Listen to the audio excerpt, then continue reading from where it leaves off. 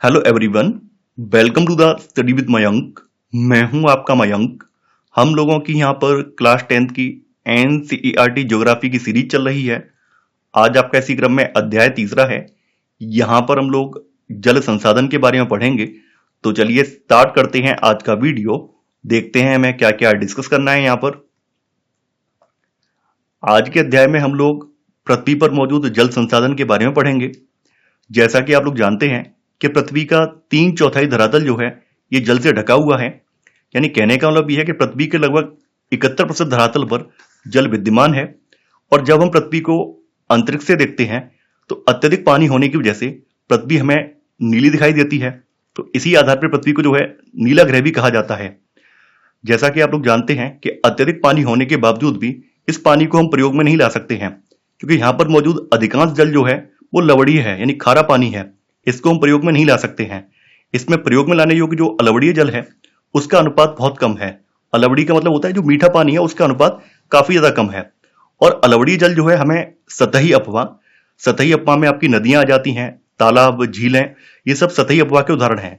और भौमजल स्रोत से प्राप्त होता है। देखिए, भौमजल स्रोत का मतलब क्या है कि जमीन से जो हम पानी निकालते हैं उसे भौमजल बोला जाता है। तो जैसा कि आप लोग जानते हैं, भौमजल स्रोतों में आपके हैंडपंप हैं, कुएं हैं, ट्यूबवेल वगैरह हैं, ये सब भौमजल के स्रोत हैं। तो अलवणीय जल जो है हमें सतही अपवाह से और भौमजल स्रोतों से प्राप्त होता है, जिनका लगातार नवीकरण और पुनर्भरण जो है जलीय चक्र के द्वारा होता रहता है।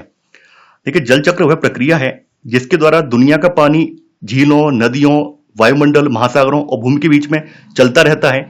इसे जल चक्र कहा जाता है। जैसा कि आप यहाँ पर इमेज में देख पा रहे होंगे, यहाँ पर क्या आप देख पा रहे हैं, सूर्य के प्रकाश की उपस्थिति में जब तापमान बढ़ता है तो महासागरों के ऊपर क्या होता है, वाष्पीकरण होता है। यानी कि जल जो है तरल अवस्था से गैसीय अवस्था में, जलवाष्प की अवस्था में परिवर्तित हो जाता है। जब यह जलवाष्प जो है वायुमंडल में ऊपर उठती जाती है तो ऊपर उठने पर यह पुनः ठंडी होने लगती है। तो जब ठंडी होती है तो वहां पर क्या है, संघनन की प्रक्रिया होती है। संघनन की प्रक्रिया के परिणाम स्वरूप जो जलवाष्प है वो पुनः बूंदों में कन्वर्ट हो जाती है। जब बूंदें फिर से भारी हो जाती हैं तो भारी होने पर ये बरसने लगती हैं। तो ऐसे करके हमें ये जल जो है, जलवाष्प जो है बाद में बूंदों के रूप में, वर्षा के रूप में पुनः प्राप्त हो जाती है। तो इस प्रक्रिया को जल चक्र कहा जाता है। तो सारा जल जो है जलीय चक्र में गतिशील रहता है, जिससे कि जल नवीकरण सुनिश्चित होता है। आगे यहां पर जल दुर्लभता और जल संरक्षण और प्रबंधन की आवश्यकता पर बात की गई है। आपके सामने यहां पर एक तस्वीर लगाई गई है। इस तस्वीर में आप दो महिलाओं को देख सकते हैं और दोनों महिलाएं जो है अपने सर पर पानी के बर्तन रखे हुए हैं। इस तस्वीर को देखकर आप इस बात का तो अंदाजा लगा सकते हैं कि यह तस्वीर उन इलाकों की तस्वीर है जहां पर जल संसाधनों की कमी है। इसी कारण यहां पर रहने वाली जो महिलाएं हैं उन्हें दूर दराज के स्थान से पानी भरकर लाना पड़ता है। और जब महिलाएं दूर दराज के स्थान से पानी भरकर लाती हैं तो उस वजह से उन्हें अत्यधिक श्रम भी करना पड़ता है। अत्यधिक श्रम की वजह से उनके शरीर में कई बार असाध्य रोग भी लग जाते हैं। पूरे दिन पानी लाने की वजह से, पूरे दिन पानी लाने और ले जाने की वजह से वो अपने बच्चों का भी लालन पालन पूरी तरह से नहीं कर पाती हैं। इसकी वजह से वो कोई रचनात्मक कार्य, यहां तक कि वो कई बार शिक्षा से भी वंचित कर दी जाती हैं। तो यहां पर आप देख सकते हैं कि इन इलाकों में जहां पर महिलाएं लगातार पानी ला रही हैं, लगातार पानी को ही लाने का काम कर रही हैं, तो उन्हें काफी ज्यादा संकट का सामना करना पड़ रहा है। वहीं भारत के कुछ इलाके ऐसे हैं जहां पर पानी की उपलब्धता भरपूर है। वहां पर लोग पानी को जो अंधाधुंध दोहन कर रहे हैं, उसकी वेस्टेज कर रहे हैं। तो लोगों को समझना होगा कि कैसे हमें पानी को बचाना है, ताकि भविष्य के लिए, भविष्य की जो पीढ़ियां हैं हमारी, उनको भी जल सुनिश्चित हो सके। जैसा कि आप लोग जानते हैं, हमने जलवायु वाला चैप्टर आपको पढ़ाया था, आप लोगों को बताया भी था कि भारत में कुछ इलाके ऐसे हैं जहां पर 250 सेंटीमीटर से ज्यादा वर्षा होती है। और भारत में कुछ इलाके ऐसे भी हैं जहां पर पूरे वर्ष में 10 सेंटीमीटर या फिर कह सकते हैं बिल्कुल भी वर्षा नहीं होती है। यानी खास करके आपका जो पश्चिमी घाट का जो पवन मुखी ढाल है, वहां पर अच्छी खासी वर्षा होती है। तो वहां पर जो है 250 सेंटीमीटर से कभी कभी वर्षा होती है।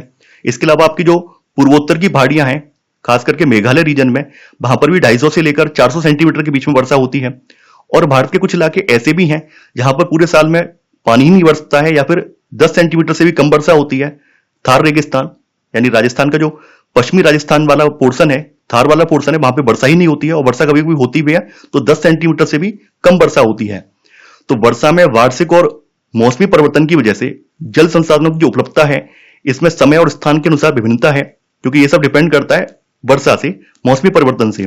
तो जैसा कि आप लोग देख पा रहे हैं, राजस्थान में पानी की कमी होने का रीजन क्या है? क्योंकि वहां पर वार्षिक वर्षा भी बहुत कम होती है और मौसमी परिवर्तन यानी कि वहां की जलवायु कैसी है? शुष्क जलवायु है।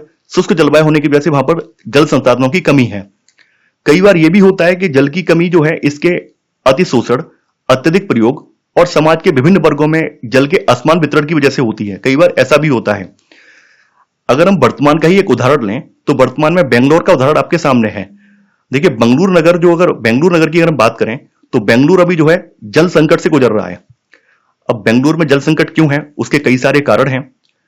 बेंगलुरु का जो है नगरीय विस्तार काफी ज्यादा किया गया और नगरीय विस्तार काफी ज्यादा करने में उन्होंने वहां पर जो जल के संसाधन थे उनकी उपेक्षा की। खास करके वहां पर जो पहले के मौजूद तालाब वगैरह थे, झीलें वगैरह थी, उनको नगरीकरण के विस्तार की वजह से पाट दिया गया।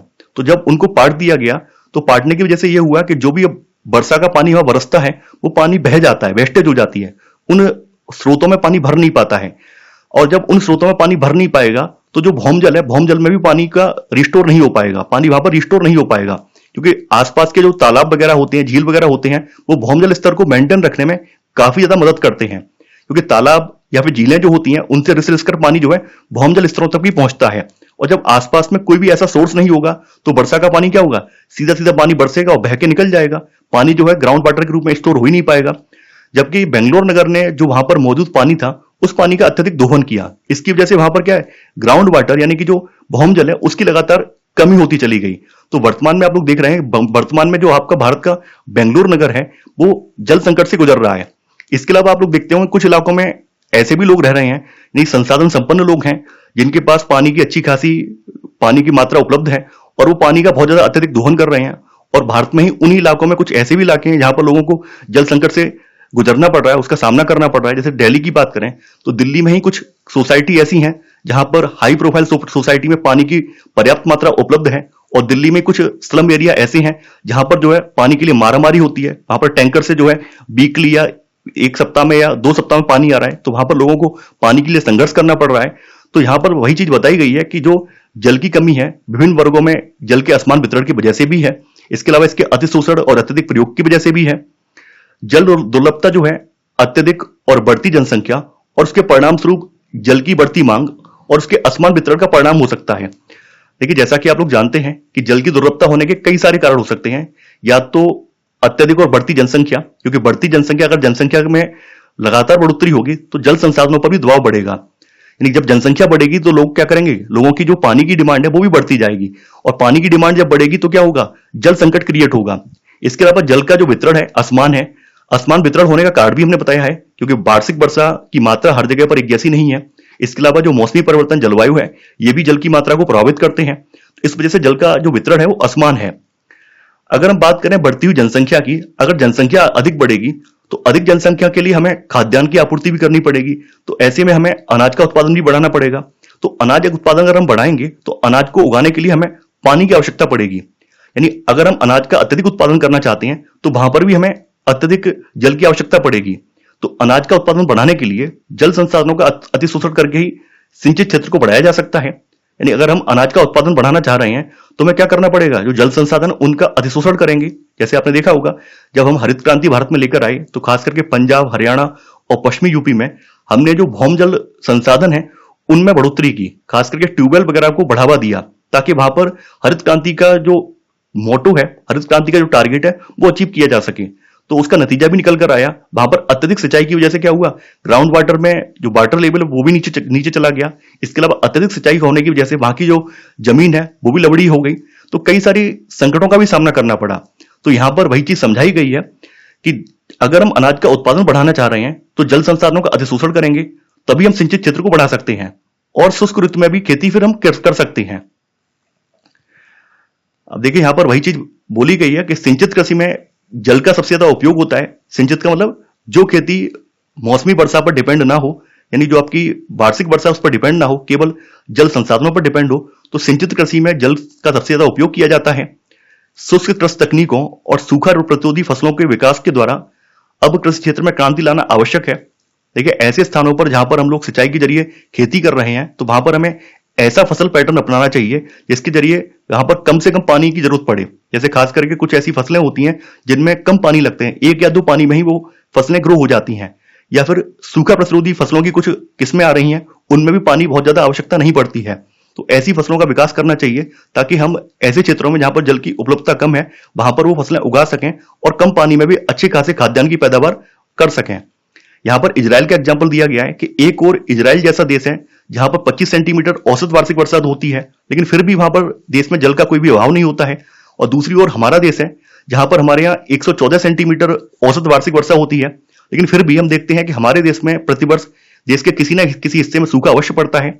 खास करके आपने देखा होगा जो हमारा वृष्टि छाया प्रदेश है, यानी जो आपका महाराष्ट्र का लातूर रीजन है, महाराष्ट्र के कुछ जो वृष्टि छाया प्रदेश वाले हिस्से हैं वहां पर अधिकांश वर्ष में सूखा ही पड़ता है। तो जैसा कि आप लोग देख पा रहे हैं कि हमारे यहाँ औसत वार्षिक वर्षा काफी ज्यादा हो रही है, लेकिन फिर भी हमारे देश के किसी न किसी भाग में सूखा अवश्य पड़ता है।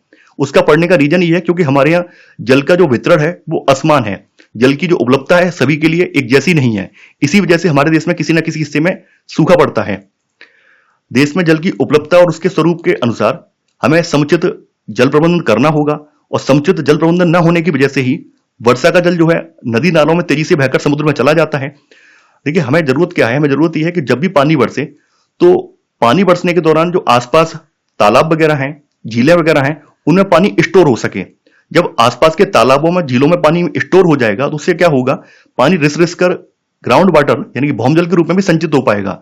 और मान लीजिए आपके आसपास जो है कोई भी ऐसा सोर्स नहीं है जहां पे पानी भर सके, पूरा पूरा अपने आसपास का एरिया जो नगर से कवर कर रखा है, तो ऐसे में क्या होगा, बारिश होगी और पानी बिल्कुल बहकर नालों के जरिए बह जाएगा। पानी जो है कहीं स्टोर नहीं हो पाएगा। जब स्टोर नहीं हो पाएगा तो भौमजल जो है, ग्राउंड वाटर जो है, वो भी मेंटेन नहीं हो पाएगा। इसके अलावा निजी कुएं और नलकूप की वजह से जो हमारा ग्राउंड वाटर लेवल है यानी भौमजल स्तर है, ये नीचे गिर सकता है और इससे लोगों के लिए जल की जो उपलब्धता है इसमें कमी हो सकती है। और जब जल की उपलब्धता में कमी होगी तो हमारी जो भोजन सुरक्षा है ये भी खतरे में पड़ सकती है।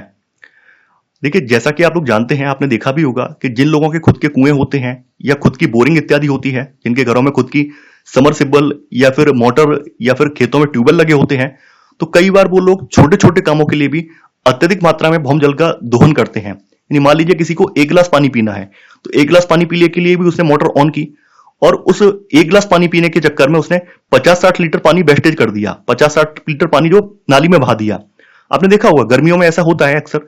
गर्मियों में आपने देखते होंगे कि पानी का जो उनका गिलास है या पानी का जो बर्तन है वहां पर पानी हल्का सा भी गर्म हो जाता है, तो ये लोग क्या करते हैं, मोटर को या फिर ट्यूबवेल को ऑन करते हैं और ऐसे करके 50-100 लीटर पानी वेस्टेज हो जाता है, तब वो 1 गिलास पानी पीते हैं।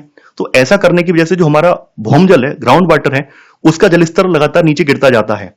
और जब जलस्तर नीचे गिर जाएगा तो इससे क्या होगा, जो जल की उपलब्धता है उसमें कमी आएगी और इससे हमारी जो भोजन सुरक्षा है ये भी खतरे में पड़ जाएगी।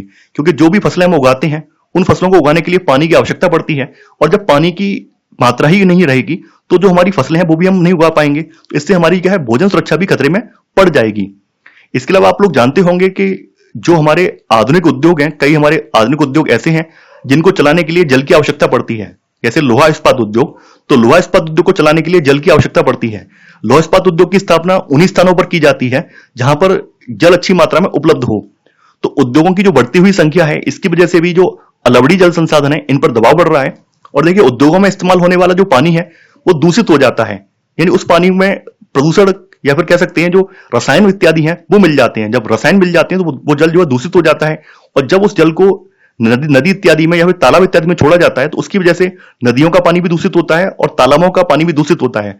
तो नदी या तालाब का पानी दूषित होने की वजह से वहां पर रहने वाले जो जलीय जीव हैं उनके जीवन पर भी उसका प्रतिकूल असर पड़ता है। तो उद्योगों की जो बढ़ती हुई संख्या है इसकी वजह से अलवड़ी जो जल संसाधन है इन पर लगातार दबाव बढ़ रहा है। इसके अलावा उद्योगों को चलाने के लिए अत्यधिक जल के अलावा उनको चलाने के लिए ऊर्जा की भी आवश्यकता होती है, और इसकी काफी हद तक पूर्ति जो है जल विद्युत से होती है।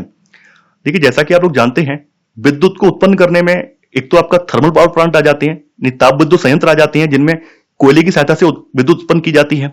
इसके अलावा आपके जो है जल विद्युत पावर प्लांट आ जाते हैं, हाइड्रो पावर प्लांट आ जाते हैं जिसमें जल की सहायता से विद्युत उत्पन्न की जाती है। नदी पर डैम वगैरह बनाकर हम क्या करते हैं, पानी को संचित करते हैं, फिर हम बिजली का उत्पादन करते हैं। इसके अलावा आपके न्यूक्लियर पावर प्लांट आ जाते हैं जिसमें हम न्यूक्लियर एनर्जी के जरिए विद्युत उत्पादन करते हैं। सौर ऊर्जा को हम सूर्य के प्रकाश की मदद से जो है सौर ऊर्जा उत्पन्न करते हैं, उसको विद्युत ऊर्जा में कन्वर्ट करते हैं। आपके जो विंड टर्बाइन है उसके जरिए हम जो वायु है, पवन ऊर्जा बनाते हैं, पवन से हम ऊर्जा बनाते हैं। तो यहां पर जल विद्युत की बात हो रही है। अगर हम भारत की बात करें तो वर्तमान समय में हमारी जो ऊर्जा की पूर्ति है उसमें जल विद्युत का योगदान लगभग 22% का है। यानी हमारे यहाँ जो टोटल ऊर्जा बन रही है उसमें अकेले जल विद्युत ऊर्जा का योगदान 22% का है। और हमारे यहाँ सबसे ज्यादा जो ऊर्जा में योगदान करने वाला सेक्टर है वो है आपका थर्मल पावर प्लांट। यानी हमारे यहाँ लगभग 65% से ज्यादा ऊर्जा उत्पादन जो है वो आज भी ताप विद्युत संयंत्रों से होता है। तो वर्तमान समय में भारत में कुल विद्युत का लगभग 22% भाग जो है जल विद्युत से प्राप्त होता है। यानी कि नदियों इत्यादि पर जो डैम बनाए गए हैं, डैम के जरिए हम लोग पानी से जो बिजली बना रहे हैं, उस जल विद्युत से आज भी हमारे भारत की कुल विद्युत का लगभग 22% भाग पूरा होता है। इसके अलावा आप लोग जानते होंगे कि शहरों की जो बढ़ती हुई संख्या है, शहरों की बढ़ती हुई संख्या और जनसंख्या की वजह से शहरी जीवन शैली का मतलब क्या है, आपने देखा होगा कि अब आजकल लोग कूलर के स्थान पर एसी लगवाना चाह रहे हैं। यानी जो हल्का सा भी पढ़ा लिखा व्यक्ति है जिसकी सैलरी 30-40 हजार से ऊपर है, तो ये चाहता है कि हमारे घर में एसी हो। तो एसी जो है बहुत ज्यादा लाइट कंज्यूम करता है, बहुत ज्यादा विद्युत कंज्यूम करता है।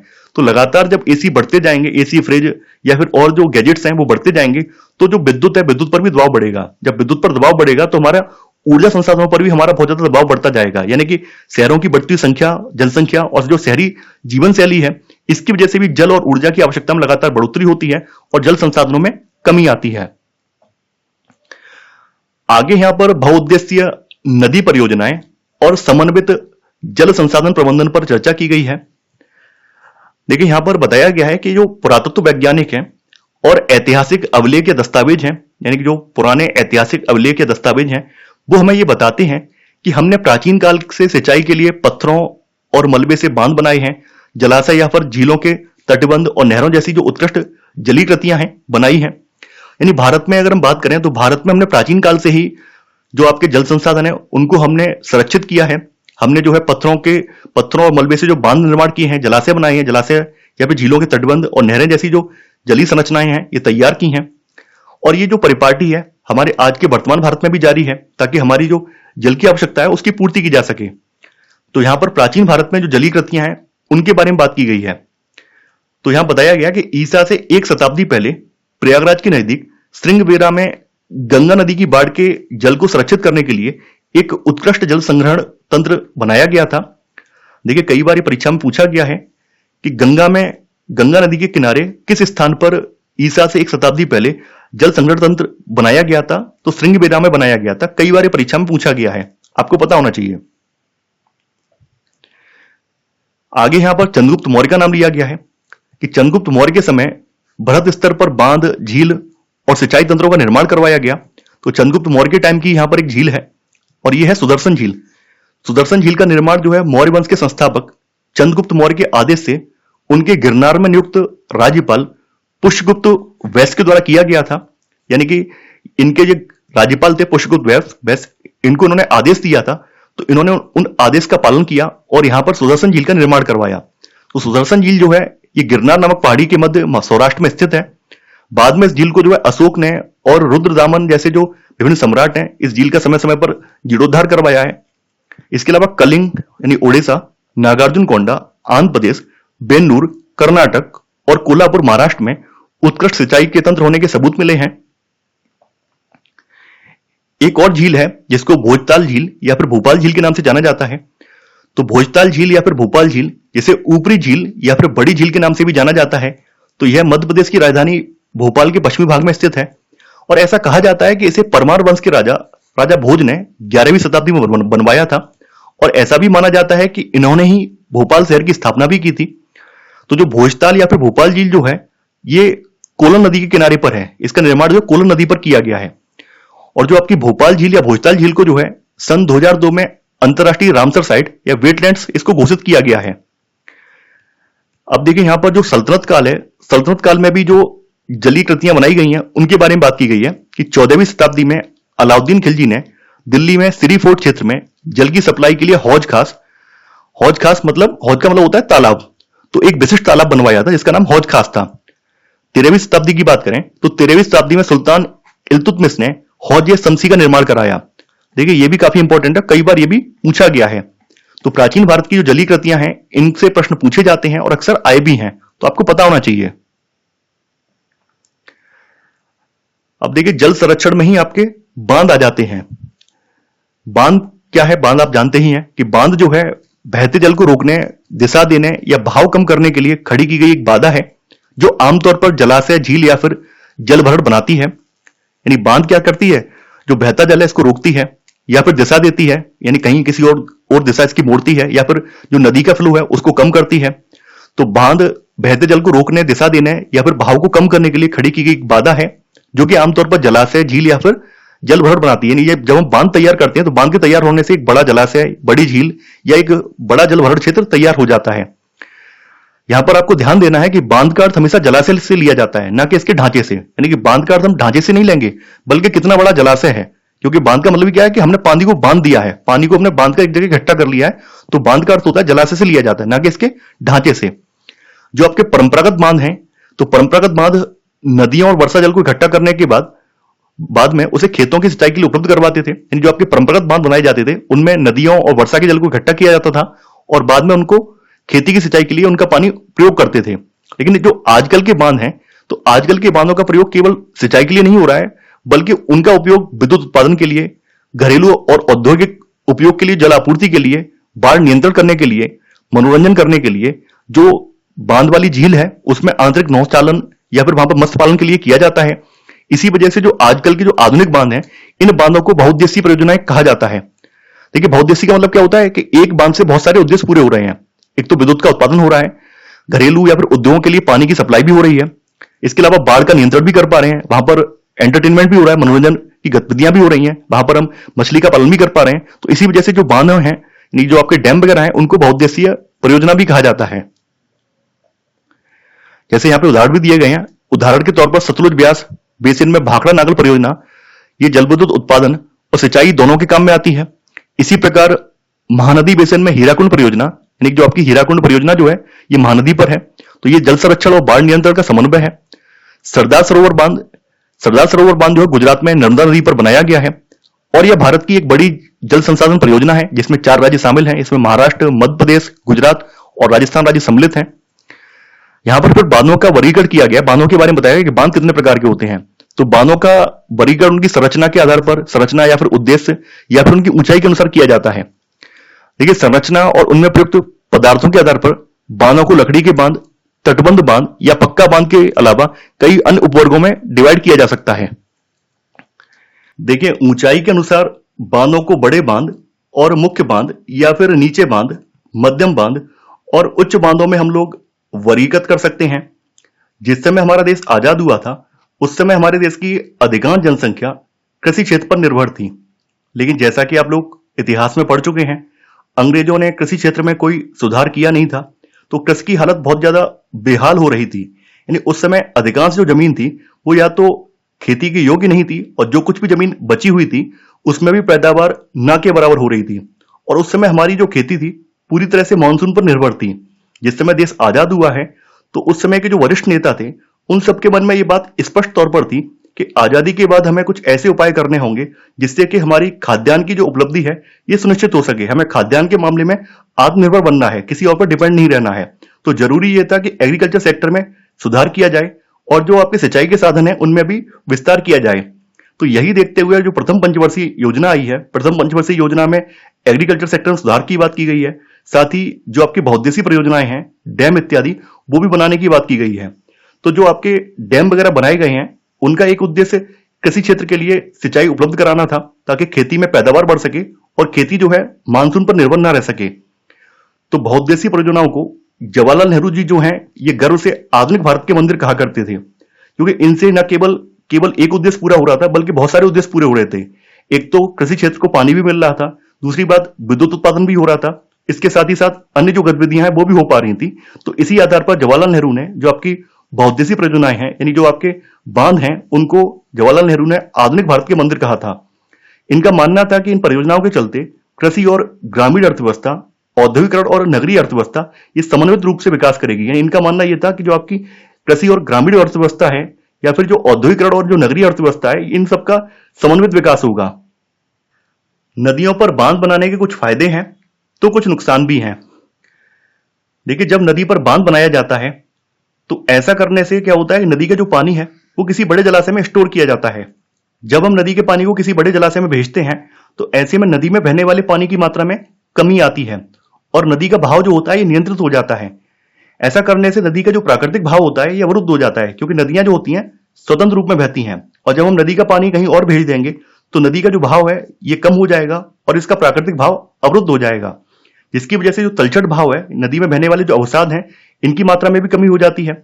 और अत्यधिक तलछट जो है ये बांध के जलाशय की तली में जाकर जमा हो जाते हैं, क्योंकि नदी का पानी बांध में भेजा जा रहा है, इसलिए तलछट वगैरह भी जो है ये जलाशय में पहुंच जाते हैं और जलाशय की तली में जाकर जम जाते हैं।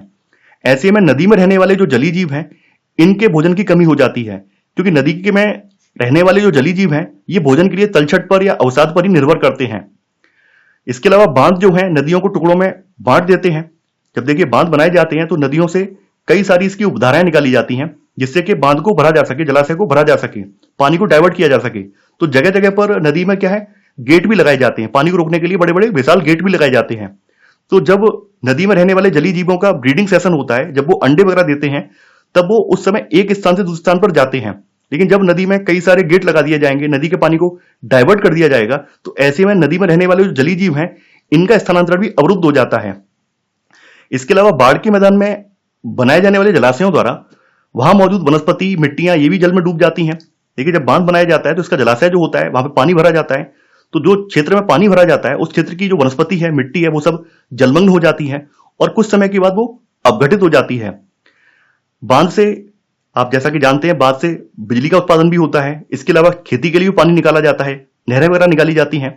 तो जिन इलाकों में बांध के पानी से सिंचाई वगैरह होती है, वहां पर लोगों ने क्या किया है, वहां का जो फसल प्रारूप है वो परिवर्तित कर दिया है, क्योंकि अत्यधिक मात्रा में सिंचाई के लिए जल उपलब्ध होने की वजह से वहां के किसान जल घन फसल और वाणिज्यिक फसलों की ओर आकर्षित हो रहे हैं। जैसे पंजाब की बात करें तो पंजाब में पानी की अच्छी खासी उपलब्धता होने की वजह से पंजाब में धान की खेती भी अच्छी खासी की जाती है और वहां के किसान वाणिज्यिक फसलों का भी उत्पादन करते हैं।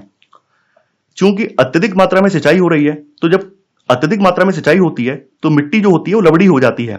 इससे ये यहाँ पे दुष्परिणाम होता है कि मृदाओं के लवड़ीकरण जैसे गंभीर पार्श्विक परिणाम हो सकते हैं। यानी बार बार सिंचाई करने की वजह से, अत्यधिक सिंचाई करने की वजह से जो मिट्टी के अंदर के लवड़ होते हैं वो सतह पर आ जाते हैं, जिससे कि मृदा लवड़ी हो जाती है। इससे दिक्कत ये होती है कि यहाँ पर जो खेत होता है या फिर जो जमीन होती है उसमें जो हम लोग फर्टिलाइजर्स वगैरह डालते हैं, खाद वगैरह डालते हैं, उसकी मात्रा बढ़ जाती है और इसने अमीर भूमि मालिकों और गरीब जो भूमिहीन किसान हैं उनके बीच की सामाजिक दूरी बढ़ा दी है और ऐसे करके सामाजिक परिदृश्य बदल दिया है। क्योंकि ऐसे में क्या होता है, जब जमीन की मिट्टी जो है वो लवड़ी हो जाती है तो उसमें अत्यधिक मात्रा में हमें खाद पानी डालना पड़ता है। तो जब अत्यधिक मात्रा में खाद डालेंगे तो जो गरीब किसान है वो तो डाल नहीं पाएगा, ये तो अमीर किसान ही डाल पाएगा। तो ऐसे में यहां पर क्या होता है, दोनों के बीच की खाई बढ़ती जाती है और सामाजिक परिदृश्य जो है वो बदल जाता है। यानी गरीब और ज्यादा गरीब हो जाता है और अमीर और ज्यादा अमीर होता जाता है। इसके अलावा कुछ क्षेत्रों में यह भी है कि मान लीजिए पानी चाहिए किसानों को, लेकिन किसानों को पानी मिल नहीं रहा है, पानी भेज दिया गया शहर में या फिर किसी औद्योगिक इंडस्ट्री को पानी भेज दिया गया, किसी औद्योगिक इकाई को पानी भेज दिया गया, तो दोनों के बीच में टकराव हो गया। किसान भी टकरा रहे हैं और जो इंडस्ट्री वाले हैं या शहर वाले वो भी टकरा रहे हैं। तो यहां पर गुजरात की कहानी बताई गई है कि गुजरात में साबरमती बेसिन में सूखे के दौरान नगरीय क्षेत्रों में अधिक जल आपूर्ति देने पर जो परेशान किसान थे ये उपद्रव पर उतारू हो गए थे, ये आंदोलन कर दिया था।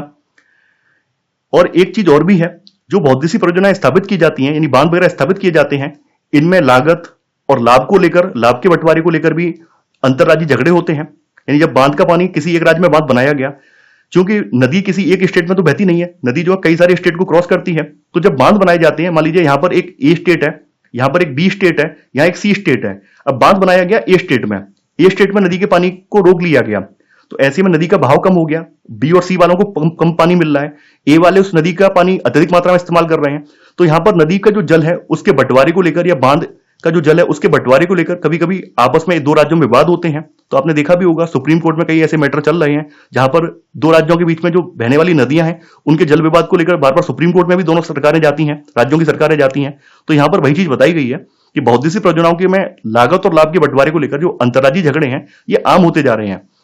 जैसे कृष्णा गोदावरी विवाद की बात करें तो कृष्णा गोदावरी विवाद की शुरुआत जो है महाराष्ट्र सरकार द्वारा कोयना पर जल विद्युत परियोजना के लिए बांध बनाकर जल की दिशा परिवर्तन कर कर्नाटक और आंध्र प्रदेश सरकारों द्वारा आपत्ति जताने से हुई थी। यानी यहां पर कहानी बताई गई है, जो कृष्णा गोदावरी विवाद है कहां से निकला है, इसकी शुरुआत हुई थी महाराष्ट्र से। महाराष्ट्र में क्या है, महाराष्ट्र में जो कोयना नदी है इस पर एक जल विद्युत परियोजना बनाई गई और ऐसा करने से यहां पर जो जल है, यानी यहां पर नदी का जो जल है उसकी दिशा बदल दी गई। दिशा बदल देने की वजह से जो कर्नाटक और आंध्र प्रदेश की सरकार है, क्योंकि ये नदी वहां से भी निकल रही थी, इसका जल ग्रहण क्षेत्र वहां तक भी था, तो इन्होंने इस पर आपत्ति जताई कि ऐसा करने से हमें कम मात्रा में पानी मिलेगा। तो ऐसे करके कृष्णा गोदावरी विवाद का जन्म हुआ। इसके अलावा जैसा कि आप लोग जानते हैं, हमने अभी आपको बताया था कि बांध की जो तली होती है उसमें अत्यधिक मात्रा में तलछट जमते जाते हैं। अब देखिए, अत्यधिक मात्रा में जब बांध की तली में तलछटों का जमाव होता जाएगा तो तली जो होगी, बांध की जो गहराई होगी वो कम होती जाएगी। तो यहां पर वही चीज बताई गई है कि जो बांध बाढ़ नियंत्रण के लिए बनाए जाते हैं उनके जलाशयों में तलछट जमा होने से वे बाढ़ आने का कारण बन जाते हैं। यानी कि जब तली में अत्यधिक मात्रा में अवसाद जम जाएंगे, अवसाद भर जाएंगे, तो बांध की जो गहराई है वो कम हो जाएगी। तो ऐसे में बांध में कम मात्रा में पानी स्टोर हो पाएगा। तो जब भी अत्यधिक वर्षा होगी या बांध में अत्यधिक मात्रा में पानी भरा जाएगा तो ओवरफ्लो होने लगेगा, तो इससे आसपास के क्षेत्र जलमग्न हो जाएंगे। अत्यधिक वर्षा होने की दिशा में बड़े बांध भी कई बार फेल हो जाते हैं, बड़े बांध भी कई बार असफल हो जाते हैं, जैसा कि आपने देखा भी होगा। इसके अलावा यहां पर एक चीज और बताई गई है कि बांध के जलाशय पर तलछट जमा होने का अर्थ यह भी है कि यह तलछट, जो कि एक प्राकृतिक उर्वरक है, बाढ़ के मैदानों तक नहीं पहुंच पाती है और इसकी वजह से भूमि निम्नीकरण की समस्याएं भी बढ़ती हैं। यानी जो तलछट है या अवसाद है, ये बाढ़ के मैदानों तक नहीं पहुंच पाती है। जो डैम की तली है, जलाशय की तली, उसमें जमा हो जाती है। तो इससे जो नदी का जो पानी है जिन क्षेत्रों में बह रहा है, जहां पर अवसादों का निक्षेपण होना था, वहां पर अवसादों का निक्षेपण नहीं हो पाता है और इसकी वजह से जो आसपास की भूमि है नदी के आसपास की, वो निम्नीकृत होती रहती है, उपजाऊ नहीं हो पाती है। और जिन क्षेत्रों में बांध वगैरह बनाए जाते हैं वहां पर कई करोड़ गैलन या कई लाख गैलन पानी स्टोर किया जाता है। तो वहां पर क्या है, वहां पर जो जमीन है उस जमीन पर भी एक दबाव का क्षेत्र बन जाता है, जिसकी वजह से भूकंप इत्यादि की समस्याएं भी बढ़ जाती हैं। बहुउद्देशीय योजनाओं की वजह से भूकंप आने की संभावना भी बढ़ जाती है और अत्यधिक जल के उपयोग से जो जलजनित बीमारियां हैं, फसलों में कीटाणु जनित बीमारियां हैं और पॉल्यूशन है, ये सब फैलता है। देखिए, इसके अलावा जब बांध बनाए जाते हैं या बांध बनाने की स्टार्टिंग होती है तो एक बड़े क्षेत्र का अधिग्रहण किया जाता है ताकि वहां पर पानी को स्टोर किया जा सके। तो ऐसे में कई सारी दिक्कतें आती हैं, क्योंकि उस बड़े क्षेत्र में कुछ लोग निवास भी करते हैं, कई सारे गांव भी होते हैं, जंगली जीव जंतु वहां पे निवास करते हैं, पेड़ पौधे भी, वनस्पति भी होती है, तो सबको हानि होती है। वहां पर रहने वाले जो लोग होते हैं उनको वहां से हटाना पड़ता है, विस्थापित करना पड़ता है। तो विस्थापन की वजह से लोगों का जो कल्चर है, लोगों का जो रहन सहन है, उनकी आजीविका है, उनका उस क्षेत्र के प्रति जो लगाव है, वो सब प्रभावित होता है। इस वजह से लोग जो है काफी ज्यादा आक्रोशित होते हैं, आंदोलन भी करते हैं। तो यहां पर कुछ आंदोलनों के बारे में बताया गया है कि नर्मदा बचाओ आंदोलन और टेहरी बांध आंदोलन, ये कुछ इसी प्रकार के आंदोलन है। और इन परियोजनाओं का विरोध जो है मुख्य रूप से स्थानीय समुदायों के बृहद स्तर पर विस्थापन की वजह से हुआ है। यहां पर नर्मदा बचाओ आंदोलन के बारे में बताया गया है कि नर्मदा बचाओ आंदोलन जो है एक गैर सरकारी संगठन है जो जनजातीय लोगों, किसानों, पर्यावरणविदों और मानवाधिकार कार्यकर्ताओं को गुजरात में नर्मदा नदी पर सरदार सरोवर बांध के विरोध में लामबंद करता है। देखिए, मूल रूप से ये आंदोलन जब स्टार्ट हुआ था तो मूल रूप से शुरू यह आंदोलन जो है जंगलों के बांध के जो पानी में डूबने वाले पर्यावरणीय मुद्दे पर केंद्रित था। लेकिन हाल में इस आंदोलन का लक्ष्य जो है परिवर्तित हो गया है। हाल में इस आंदोलन का लक्ष्य जो है, जो बांध से विस्थापित हुए गरीब लोग हैं, इनको पुनर्वास की सुविधाएं मुहैया कराना, ये इसका लक्ष्य हो गया है। आगे यहां पर वर्षा जल संग्रहण के बारे में बात की गई है, रेन वाटर हार्वेस्टिंग के बारे में यहां बात की गई है। देखिए, जैसा कि अभी हम लोग बांध के बारे में पढ़ चुके हैं कि बांध को स्थापित करना आसान नहीं है, क्योंकि बांध में एक अच्छी खासी लागत भी आती है। एक बड़ा भूक्षेत्र में अधिग्रहित करना पड़ता है, जिस वजह से वहां पर रहने वाले जो लोग हैं उनको भी विस्थापित होना पड़ता है। वहां पर जो वन्य जीव और जो वन्य संपदा होती है उसको भी नुकसान पहुंचता है और काफी ज्यादा पर्यावरणीय भी दिक्कतें भी होती हैं। तो यहां पर कुछ ऐसे तरीके भी हैं जिसके जरिए हम अपनी जो खुद की पानी की जरूरतें हैं उनको अपने घर पर ही पूरा कर सकते हैं। तो इसका सबसे अच्छा तरीका जो है वर्षा जल संग्रहण है। वर्षा जल संग्रहण की जो पद्धति है वो आजकल की पद्धति नहीं है, बल्कि प्राचीन भारत में भी लोग जो है वर्षा जल संग्रहण की पद्धति को अपनाते थे। प्राचीन भारत में भी लोगों को वर्षा जल संग्रहण के बारे में ज्ञान था, मिट्टी के गुणों के बारे में गहरा ज्ञान था। तो यहाँ पर कुछ कुछ एग्जाम्पल दिए गए हैं कि पहाड़ी और पर्वतीय क्षेत्रों में लोगों ने गुल या फिर कुल, पश्चिमी हिमालय, तो गुल या कुल जैसी जो वाहिकाएं हैं, इन नदी की धारा का रास्ता बदलकर खेतों में सिंचाई के लिए बनाई है।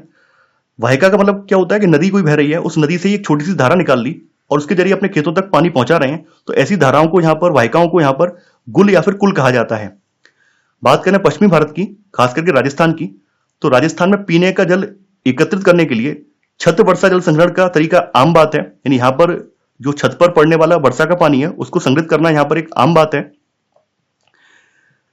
देखिए, शुष्क और अर्धशुष्क क्षेत्रों में खेतों में वर्षा जल एकत्रित करने के लिए गड्ढे बनाए जाते थे। जैसे राजस्थान के जिले जैसलमेर में खादीन और अन्य क्षेत्रों में जोहड़ इसके उदाहरण है। यानी कि इस प्रकार के जो गड्ढे बनाए जाते हैं खेतों में, शुष्क या अर्धशुष्क क्षेत्रों में, तो उन्हें जैसलमेर में खादीन कहा जाता है और अन्य क्षेत्रों में जोहड़ कहा जाता है। राजस्थान का जो अर्धशुष्क या शुष्क क्षेत्र है, खास करके विशेष करके बीकानेर, फलौदी और बाड़मेर में, यहाँ पर लगभग हर घर में पीने का पानी संग्रहित किया जाता है। और इसके लिए यहाँ पर हर घर में भूमिगत टैंक यानी कि अंडरग्राउंड टैंक बनाया जाता है, जिसको टांका कहा जाता है। टांके का आकार जो एक बड़ा होता है, एक बड़ा कमरे जितना होता है। टांका जो है मुख्य घर में या फिर आंगन में बनाया जाता था। और ये जो टांके हैं, ये घरों में जो घरों की ढलवा छतें हैं, इनसे पाइप के द्वारा जुड़े होते थे। तो वर्षा का जो पहला पानी होता है वो तो इन टांकों में स्टोर नहीं होता है, क्योंकि पहले पानी से क्या होता है, गंदगी वगैरह आ जाती है। तो गंदगी वगैरह होने की वजह से वर्षा का जो पहला पानी होता है वो स्टोर इसमें नहीं करते हैं। लेकिन हाँ, सेकंड पानी को या उसके बाद में वर्षा होने वाला जो पानी है वो इस टांके में स्टोर कर लिया जाता है और पूरे साल फिर उसे ही इस्तेमाल किया जाता है। जो पानी ये लोग टांकों में स्टोर करते हैं उसे ये लोग वर्षा जल या फिर पालर पानी के नाम से पुकारते हैं, जो कि प्राकृतिक जल का शुद्धतम रूप समझा जाता है। कुछ घरों में टांकों के साथ भूमिगत कमरे भी होते हैं, जो कि इन कमरों में शीतलता बनाए रखते हैं। आज पश्चिमी राजस्थान की अगर हम बात करें तो पश्चिमी राजस्थान में जो छत वर्षा जल संग्रहण की जो तकनीक है ये बहुत कम देखने को मिलती है, क्योंकि इस इलाके में इंदिरा गांधी नहर निकाल दी गई है। तो इंदिरा गांधी नहर निकालने की वजह से इस इलाके में 12 पेयजल उपलब्ध है। इसी वजह से यहाँ पर टांके बनाने की जो परंपरा है वो भी कम होती जा रही है। मेघालय की बात करें, देखिए जैसा कि आप लोग जानते हैं, मेघालय के चेरापूंजी और मासिम नाम में अच्छी खासी वर्षा होती है, विश्व की सबसे ज्यादा वर्षा होती है। फिर भी जो मेघालय की राजधानी है, जो कि यहां से मात्र 55 किलोमीटर की दूरी है, यहां पर पीने के पानी की गंभीर समस्या बनी रहती है। तो मेघालय के लोग क्या करते हैं, यहां पर छत वर्षा जल संग्रहण करते हैं, यानी कि पानी का जो वर्षा जो होती है उसका पानी स्टोर करते हैं। छत पर बरसने वाला जो पानी है इसको ये लोग स्टोर करते हैं। तमिलनाडु की बात करें तो तमिलनाडु भारत का एक ऐसा राज्य है जहां पर पूरे राज्य में हर घर में छत वर्षा जल संग्रहण ढांचों का बनाना कानूनी रूप से आवश्यक कर दिया गया है। ये तमिलनाडु में अगर आप मकान बना रहे हैं तो आपको रेन वाटर हार्वेस्टिंग प्लांट लगाना ही पड़ेगा। इस तरह का जो है रेन वाटर हार्वेस्टिंग टैंक बनाना ही पड़ेगा। इसके लिए कानून भी बनाया गया है। अगर आप ऐसा नहीं करते हैं तो आपके ऊपर कानूनी कार्रवाई की जाएगी। अब देखिए आगे यहां पर बांस ड्रिप सिंचाई प्रणाली की बात की गई है। जैसा कि आप देख पा रहे हैं, मेघालय में नदियों और झरनों के जल को बांस के द्वारा जो बना हुआ पाइप है इसके द्वारा एकत्रित करके पानी को एक स्थान से दूसरे स्थान पर पहुंचाया जाता है। जैसे अपने यहां पर हम पानी को पहुंचाने के लिए प्लास्टिक के पाइप लगाते हैं, वैसे मेघालय के लोग क्या है, बांस का इस्तेमाल करते हैं। लगभग 18 से लेकर 20 लीटर सिंचाई पानी जो है ये बांस के पाइप में आ जाता है और उसे सैकड़ों मीटर की दूरी तक ये लोग ले जाते हैं। और एंड में पानी का जो बहाव होता है ये 20 से लेकर 80 बूंद प्रति मिनट तक घटाकर ये पौधे पर छोड़ देते हैं। इन पाइपों के माध्यम से गुरुत्वाकर्षण द्वारा जल जो है पहाड़ के निचले स्थानों तक पहुंचाया जाता है। यानी पहाड़ की ऊंचाई वाले स्थान से निचले स्थान तक पानी जो है ये गुरुत्वाकर्षण बल द्वारा पहुंचता है। इसमें किसी प्रकार की पंपिंग की आवश्यकता नहीं पड़ती है। तो ये था हमारा आज का वीडियो। आई होप आपको आज का वीडियो पसंद आया होगा। आप लोग इस वीडियो को लाइक और शेयर करना बिल्कुल मत भूलिए। इसके अलावा अब आपको कोई नोट्स बनाने की आवश्यकता नहीं है। आप लोग डायरेक्ट हमारे टेलीग्राम चैनल पर जाकर नोट्स को परचेज कर सकते हैं। आपको नोट्स के साथ साथ इसकी टेस्ट सीरीज भी मिलेगी। तो आशा करता हूं कि आपको ये सीरीज पसंद आ रही होगी। तो आज के लिए इतना ही। Thanks for watching. जय हिंद।